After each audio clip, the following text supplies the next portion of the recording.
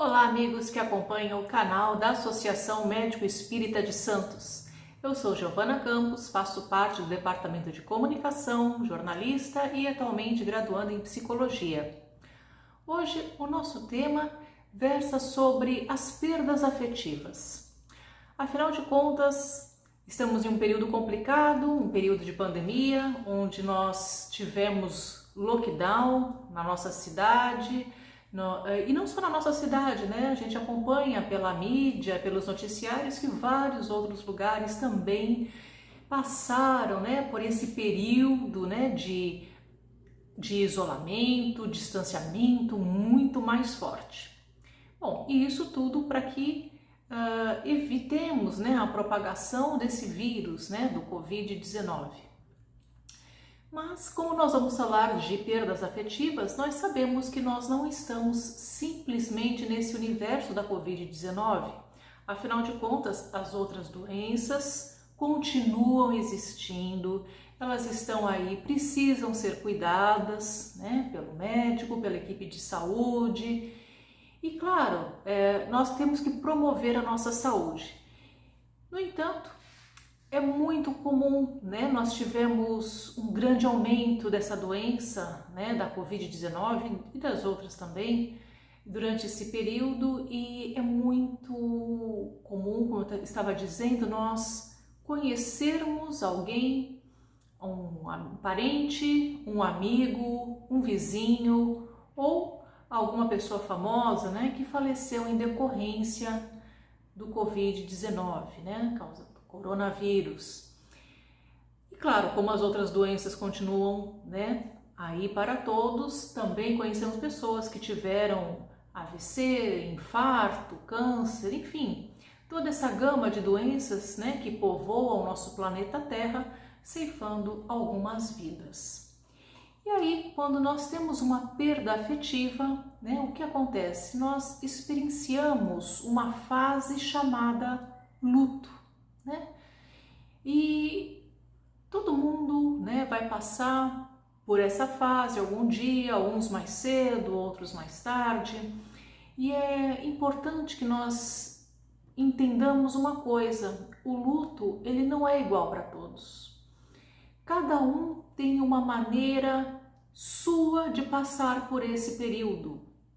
Afinal de contas, né, como espírita que somos, nós sabemos também da realidade espiritual.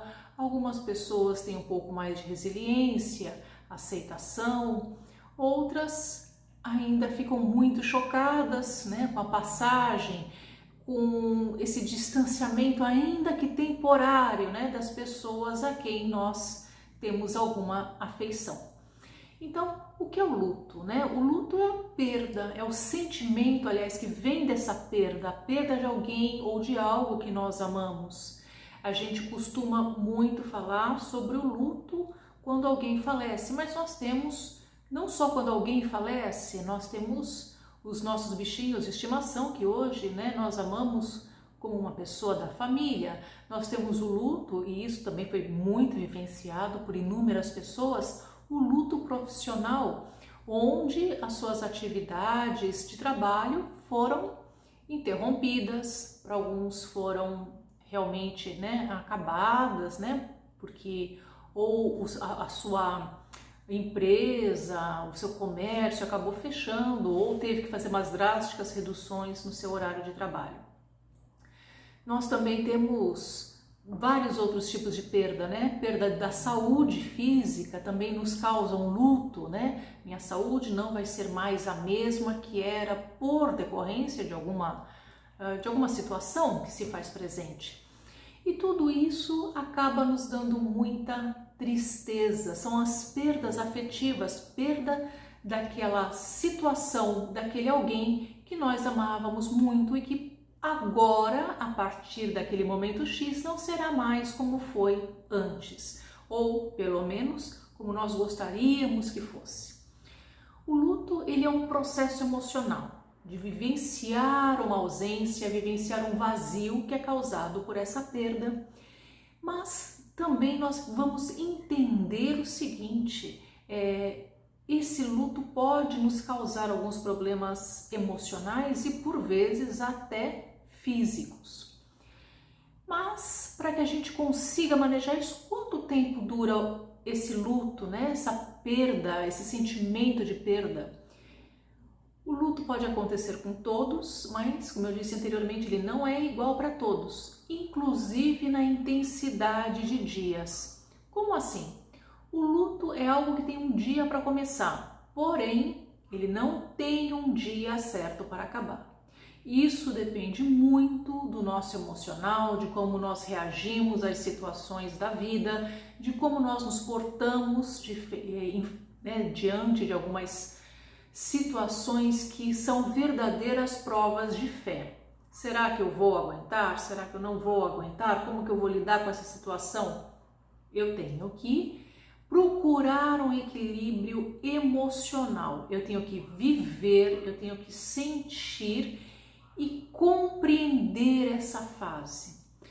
Tudo isso vai ajudar ao meu restabelecimento interno, as minhas forças emocionais, para que eu possa superar uma situação difícil. Por vezes a nossa dor parece a maior do mundo, uma dor muito forte. Então nós temos que considerar algumas informações. Nós que estudamos o Espiritismo, nós sempre procuramos encontrar caminhos, nós procuramos descobrir como ter uma superação desse luto, ou como muitos de nós fazemos, ajudar também as pessoas a descobrir como lidar com essa dor, a procurar alguns mecanismos para que ela possa se fortalecer. Sendo um processo individual, né? Cada um tem a sua própria maneira de interpretar esse vazio, de interpretar essa dor, né? De chorar, a quantidade que seja de chorar, de rir sim dos bons momentos que você teve com a pessoa, ou se é um luto profissional, né? Com as pessoas que faziam parte do seu trabalho. Então, isso não é falta de respeito, mas sim forças internas. Puxa vida, foi tão importante para mim, não é mesmo? Então, não há uma regra, né, para ser seguida. Cada um sabe lidar com seus momentos de fragilidade, os seus modos de se comportar no dia a dia perante situações difíceis.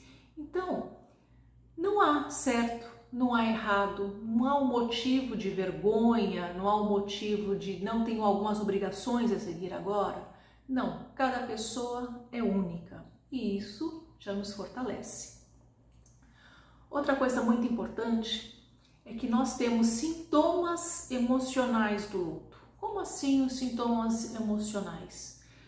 Quando nós perdemos algo ou alguém, algumas emoções se afloram mais. Por exemplo, a tristeza. Acredito, né, que a tristeza é uma manifestação universal do luto, né? É a mais frequente, a mais comum. Então, o que nós vemos? Sentimentos de vazio, de uma saudade muito intensa, por vezes até um desespero. Como vai ser a minha vida sem a pessoa, sem a situação, sem aquilo tudo que estávamos acostumados a viver? Dá uma pontada de solidão, uma solidão inconsolável, um choro acentuado, uma instabilidade emocional que pode vir para um outro sintoma que também é comum, que é o estresse. Afinal de contas, são tantas emoções para gerenciar, uma situação completamente nova que se apresenta. Como colocar tudo isso em ordem? Colocar tudo isso em ordem e, principalmente, eu que estou ali no meio, ficar em ordem. Dependendo da situação, há um mundo de burocracias, há um mundo de providências a serem tomadas, comunicações e tarefas que necessitam ser feitas, por vezes em um período muito curto, o que acaba gerando mais estresse. Bom, E isso, né, não é só em caso de falecimento, como eu disse, uma separação, né, conjugal pode causar esse luto, ao ter a saudade da vida que levava antes, a perda de um emprego.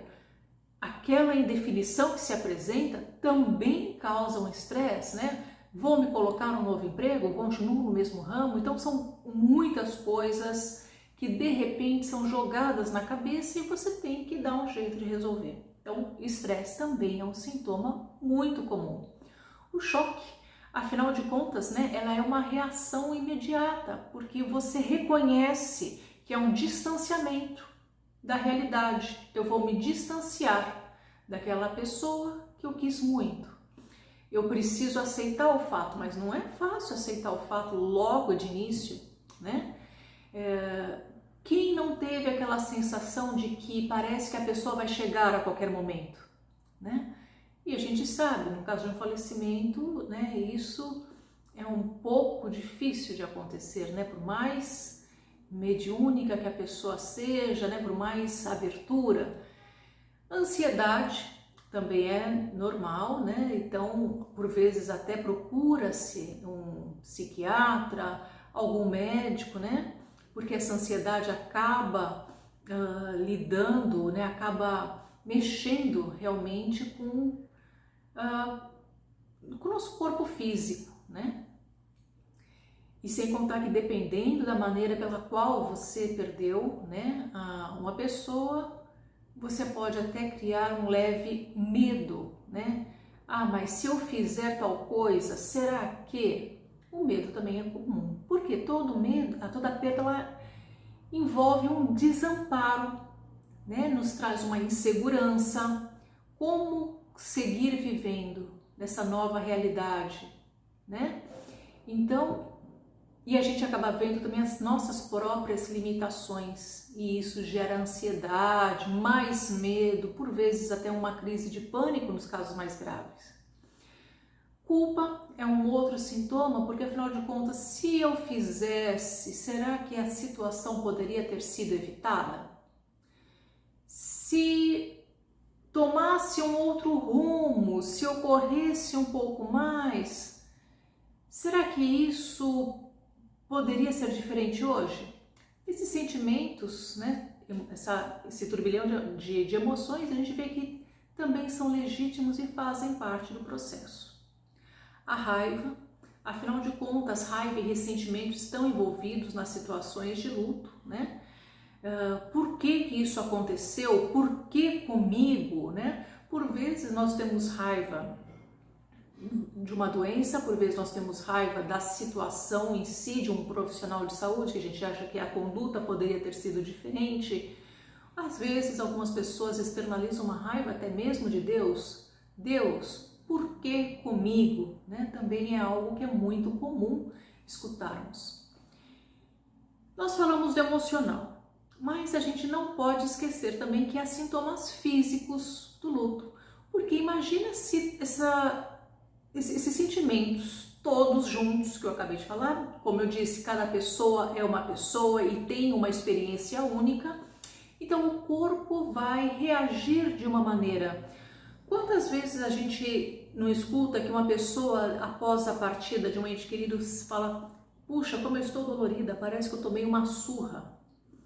É um sintoma físico, né? É muita adrenalina envolvida, são muitos neurotransmissores que acabam se desequilibrando e tudo isso nos traz fadiga, as palpitações, problemas digestivos. É muito comum nós vermos pessoas que recusam a comer, outras que acabam comendo demais. Imunidade reduzida, algumas pessoas adoecem nesse período de luto, tendo infecções frequentes, algumas doenças autoimunes, né, podem ser deflagradas também. Insônia também é muito comum. Mas, no entanto, como utilizar, né, da nossa espiritualidade nesses momentos? Como fazer o espiritismo atuar ao nosso lado e não contra nós? Porque também, né, eu acho que muitas pessoas já sabem, puxa vida, Eu li vários livros sobre o espiritismo, eu vi inúmeras palestras, mas neste momento não há nada que sirva para mim, não há nada que me console. É algo comum de nós ouvirmos também, né? Então, como eu falei anteriormente, é um momento de prova de fé. Se nós acreditamos ou nós não acreditamos. Claro, no período mais crítico, onde as nossas emoções estão muito confusas, há uma não aceitação, há até uma raiva, por vezes, né? É comum que esses pensamentos surjam em nossas cabeças. Se a dor estiver muito complicada, claro que vale a pena procurar um psiquiatra, um psicólogo, para a gente poder elaborar essas emoções. Claro, se há algum desconforto cardiovascular, né, é comum as pessoas terem palpitações, sensações de dores no peito, é comum que a gente procure sim um médico para que nós tratemos o nosso corpo físico. Afinal de contas, somos seres espirituais passando por uma experiência carnal, uma experiência humana. Então nós vamos ter uma reflexão do Livro dos Espíritos. Que a gente saiba que chorar por aquele que se foi, as lágrimas de saudade são verdadeiros bálsamos que nos confortam aos poucos e chegam às pessoas lá. Por isso que é interessante que nós não tenhamos aquele choro de revolta. Por que você se foi? Por que tudo acabou dessa forma? Porque essas vibrações complicadas podem chegar até lá. Claro, sabemos que tem inúmeros espíritos benfeitores que nos ajudam, que nos consolam e também estão ajudando quem está do outro lado. Eu vou ler aqui um trechinho do Livro dos Espíritos, na questão 934, que fala muito sobre as esperanças e consolações. Então, ele tem a pergunta que é: a perda dos entes que nos são caros não constitui para nós legítima causa de dor, tanto mais legítima quanto é irreparável e independente de nossa vontade? E aí, sabiamente, nossos mentores, nossos guias espirituais nos trazem uma resposta de muita clareza, de muita sabedoria. Essa dor, essa causa de dor atinge assim o rico como o pobre. É uma prova ou uma expiação e constitui lei para todos. Tendes, porém, uma consolação em poderdes comunicar-vos com vossos amigos pelo meio que vos estão ao alcance, enquanto não dispondes de outros mais diretos e mais acessíveis ao vosso sentido. Por isso que nós falamos, né? A reza, a prece, uma oração é uma bênção. Alivia a pessoa de lá e também nos aliviam. Mas se a pessoa não sabe ainda que desencarnou, vale a pena orar? Vale a pena rezar? Sim. André Luiz nos comenta em um dos seus livros, né, da sua vasta obra, que nenhuma prece é perdida. Todas as preces chegam até a pessoa a quem nos dirigimos. E isso é bem confortante, né? Então, que nós saibamos amar aquelas pessoas que sempre amamos aqui. Afinal de contas, elas seguem o caminho delas, lá do outro lado, na pátria espiritual. É claro que não é fácil, né, esse distanciamento, ainda mais se nós pensarmos que nós estamos em uma época onde o imediatismo é tão presente. Quando quero falar com alguém, como eu faço? Mando uma mensagem, mando um e-mail e logo a outra pessoa na outra parte, na outra ponta está me respondendo. Essa não é uma realidade quando alguém falece, né? E claro, a gente não pode também pensar em perturbar as pessoas pedindo: por favor, eu vou ao centro espírita para conseguir uma mensagem, eu preciso saber. Tudo se encaminha da forma correta.